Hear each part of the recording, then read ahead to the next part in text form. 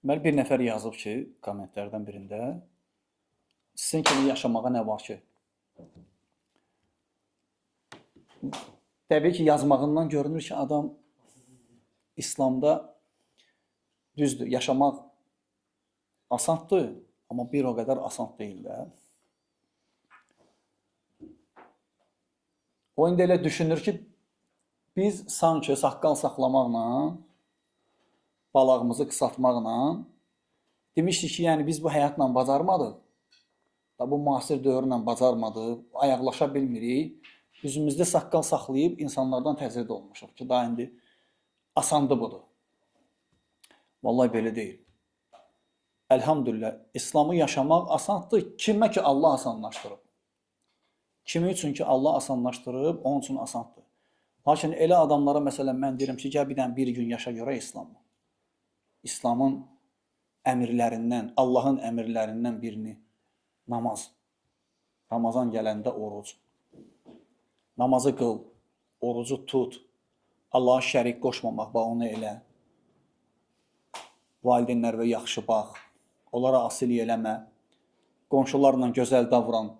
Hətta sənə pislik eləsələr də. Gözünü bir gün, 2 gün, 3 gün harama baxmamaqla imtihan elə özünü.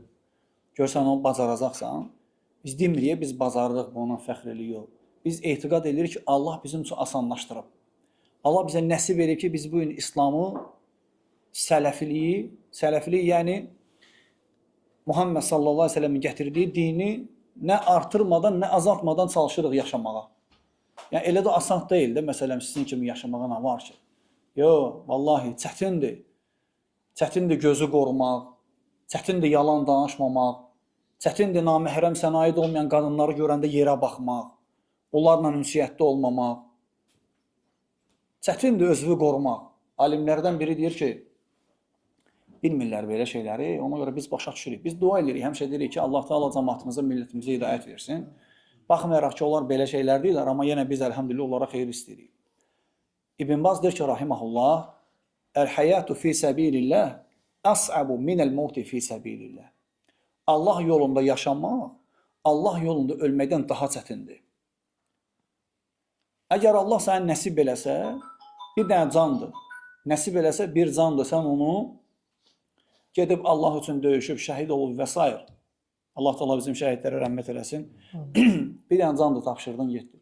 Amma sən 50 il yaşayacaqsan, 60 il yaşayacaqsan, 80 il yaşayacaqsan, o həyatın içində nələr yaşayacaqsan? Varlılığı var, kasıblığı var, sağlamlığı var, xəstəliyi var. İnsan imtihanlarla rastlaşır, yaxınlarını itirməklə, evladlarını itirməklə, Allah Teala ona xəstəliyi göndərir. Varlı olandan sonra kasıb edir Allah Teala onu. Sənə xəyanət eləyənlər olur, ayağının altını qazanlar olur. Sən bəzi məclisləri Allah üçün tərk eləyirsən, bəzi insanlarla oturmursan, durmursan, valideynlərin bəzən cəfasına səbr eləyirsən. O elə insanlar var, deyirlər, sizin kimi yaşamağa nə var ki? Onların ata-analары çox vaxt görürsən ki, elə qocalar evindədir. Aparlı ata-analarının atırlar var ki, baxa bilmirəm. Neynim deyir, baxa bilmirəm, demə. Mənimdir ona baxmağımdan sonra onun üçün daha rahatdır.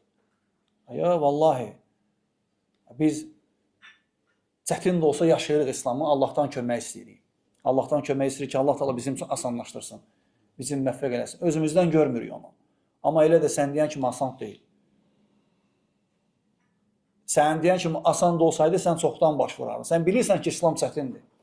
Sən bilirsən ki, İslamda ibadətə başlasın, namaz qılmağa başlasın, sən meçid əhli olmağa başlasın, sən tərk eləməlisən pis dostları. Sən tərk eləməlisən gecə-gündüz bir yerdə olduğun o fahiş qadınları, onlarla bir yerdə olmayacaqsan. Sən tərk eləməlisən çəkdiyin siqareti, içdiyin içkiləri tərk eləməlisən, getdiyin pis yerləri tərk eləməlisən. Bütün bunların hamısını bilirsən. Bilirsən ki, sən ibadət bunlarla düz gəlmir. Ona görə də sən bunu eləmirsən. Sadəcə tənədir. Deyir ki, sizin kimi yaşamağına var ki. Biz də deyirik ki, asandır, gəl. Gəl yaşa. Ramazanda bir gün, səhərdən, fəcirdən, yəni günəş, belə deyək, çıxandan, daha doğrusu, imsak vaxtı girəndən, iftar vaxtına qədər saxla bütün orqanları aç. Elə biləcəksən onu. Elə də asan deyil. Gərək Allah nəsib eləsin.